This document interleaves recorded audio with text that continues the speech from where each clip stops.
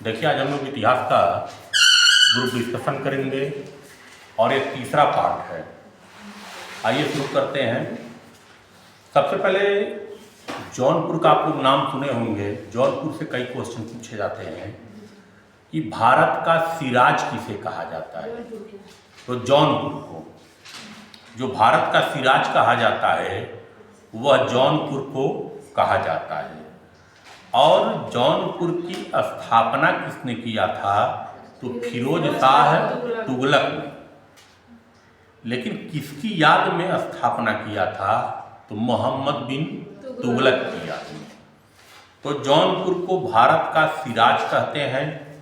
जौनपुर की स्थापना फिरोज शाह तुगलक ने किया। किसकी याद में किया गया जौनपुर की स्थापना? तो मोहम्मद बिन तुगलक। अब एक नाम आप लोग सुने होंगे, जैनुल आबदीन। जैनुल आबदीन को कश्मीर का अकबर कहा जाता है। जैनुल आबदीन को कश्मीर का अकबर कहा जाता है। और जैनुल आबदीन ने जजिया कर को क्या किया था? समाप्त किया था। ठीक ना? तो जैनुल आबदीन को कश्मीर का अकबर कहा जाता है और जैनुल आबदीन ने जजिया कर को समाप्त किया था।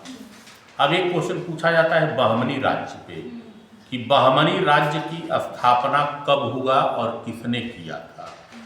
तो बहमनी राज्य की जो स्थापना हुई थी वह 1347 ईस्वी में हुई थी। और किसने किया था? तो अलाउद्दीन हसन ने किया था। ठीक ना? अब देखिए, मुगल शासक में 3 शासक ऐसे हैं जिनका मकबरा भारत के बाहर है। पहला शासक है बाबर। बाबर का जो मकबरा है वह काबुल में है। दूसरे हैं जहांगीर। जहांगीर का जो मकबरा है लाहौर में है। और तीसरे हैं बहादुर शाह जफर और इनका मकबरा रंगून में है। ठीक ना? तो 3 शासक का मकबरा मुगल शासकों का भारत के बाहर है। बाबर का काबुल में है। ठीक ना? और जहांगीर का लाहौर में है और बहादुर शाह जफर का रंगून में है। ठीक ना?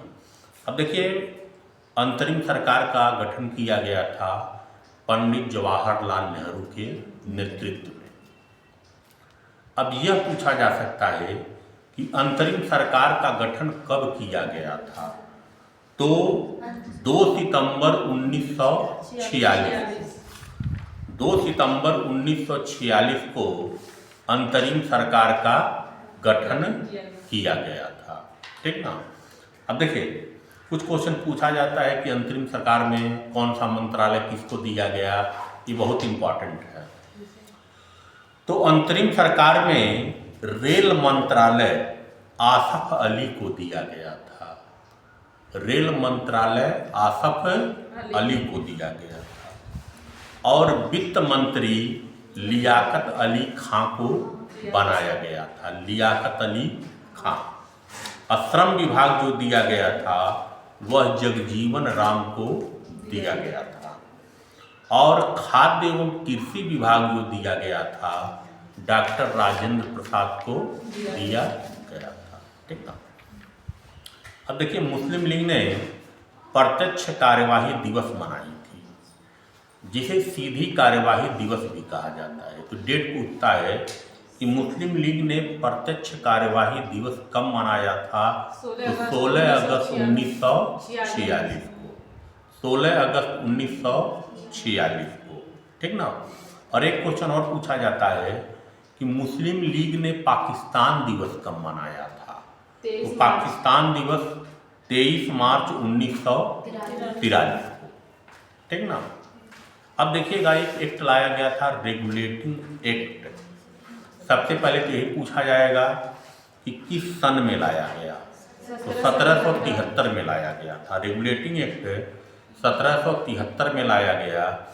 और इसी एक्ट के द्वारा, रेगुलेटिंग एक्ट 73 के द्वारा सुप्रीम कोर्ट की स्थापना की गई थी।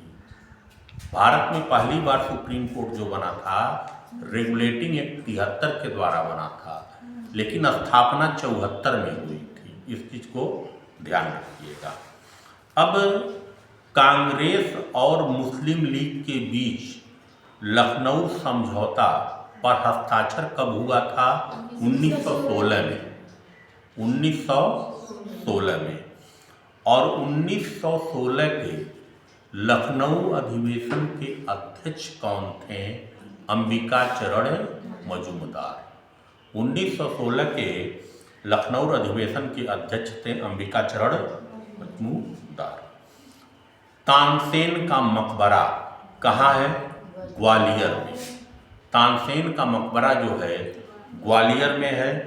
और तानसेन का मूल नाम रामतनु पांडे मिलता है।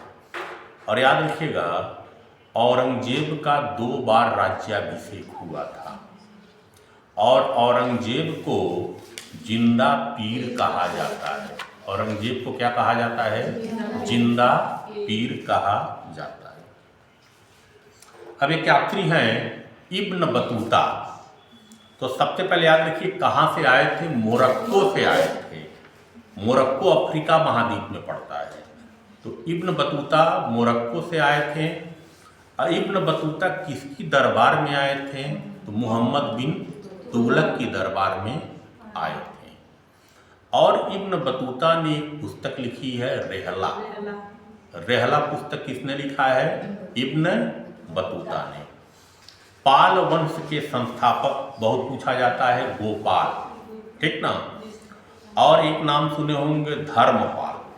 उन्होंने विक्रमशिला विश्वविद्यालय की स्थापना की। धर्मपाल ने विक्रमशिला विश्वविद्यालय की स्थापना की। और एक महाविहार है सोमपुरा महाविहार। सोमपुरा महाविहार की भी स्थापना धर्मपाल ने किया था। अब देखिए, कन्नौज का पुराना नाम कई बार पूछा गया है, तो महोदय, महोदय श्री या महोदय। कन्नौज का क्या है? ये पुराना नाम है। देखिए, चोल की एक विशेषता थी, कुशल ग्रामीण प्रशासन के लिए चोल प्रसिद्ध थे। कुशल ग्रामीण प्रशासन के लिए चोल प्रसिद्ध थे। और अजंता और एलोरा की गुफा कहाँ है? महाराष्ट्र में। लेकिन महाराष्ट्र में कहाँ? औरंगाबाद में है। अब खजुराहों का मंदिर सुने होंगे। खजुराहों का मंदिर किसने बनवाया था? तो चंदेल राजाओं ने बनवाया था। अब जो खजुराहों का मंदिर है किस धर्म के लिए है? तो हिंदू, बौद्ध, जैन। खैर ये तीनों हिंदू धर्म के अंतर्गत ही आते हैं। हिंदू, बौद्ध और जैन के लिए प्रसिद्ध है। कोणार्क का सूर्य मंदिर किसने बनवाया था? तो नरसिंहदेव वर्मन ने। नरसिंहदेव वर्मन। अब देखिएगा 1940 में व्यक्तिगत सत्याग्रह शुरू किया गया था। 1940 में, जिसमें प्रथम सत्याग्रही चुने गए थे विनोबा भावे। प्रथम सत्याग्रही कौन चुने गए थे? विनोबा भावे। दूसरे सत्याग्रही कौन चुने गए थे? जवाहरलाल नेहरू। तीसरे सत्याग्रही कौन चुने गए थे? ब्रह्मदत्त। तीसरे सत्याग्रही चुने गए थे कौन? ब्रह्म